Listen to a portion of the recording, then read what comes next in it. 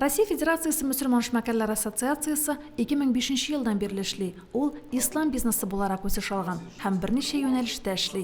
Мусульман эшмәкәрләр хәйриячелек белән шөгыльләнә, яшьләр бистәсе, яшьләр хәрәкәте эшләп килә. Ислам эшмәкәрлек мәктәбендә ассоциация икътисад һәм хукук белемнәрен күтәрү өстендә эшли. У нас много различных подразделений в нашей ассоциации. Начнем с благотворительного фонда. Работает он 2 года. Начали мы с сборов где-то 30-40 тысяч в месяц.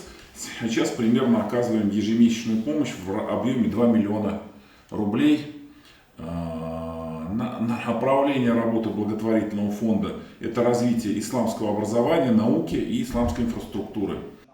Ассоциация перспективалы бизнес-проектларга инвестициялар эзли һәм кертә. Хатын-кызлар өчен дә очрашулар, мастер-класслар оештыра. Ире эшмәкәрләр өчен махсус премиаль программа эшли. Ассоциация предпринимателей мусульман платформасында без бергә берләшеп, бигрәк тә бу мусульман кардәшләр, кемнеңдер бар кибете, кемнеңдер производствосы, без бер-беребез белән эш итәргә өйрәнсәк, безнең әлхәмдүлилләh киләчәкбез була.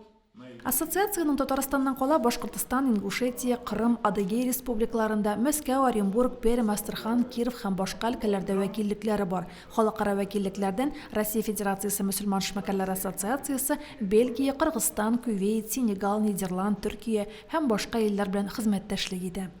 К нам обращаются наши члены ассоциации, и мы помогаем им с разными вопросами, начиная от бизнес-вопросов, заканчивая вопросами, например, взаимоотношений даже с другими странами.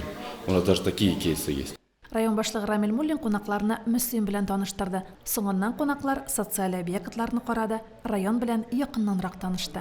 Римма Авзалова, Динар Минхажев, Мөслим телевидениесе.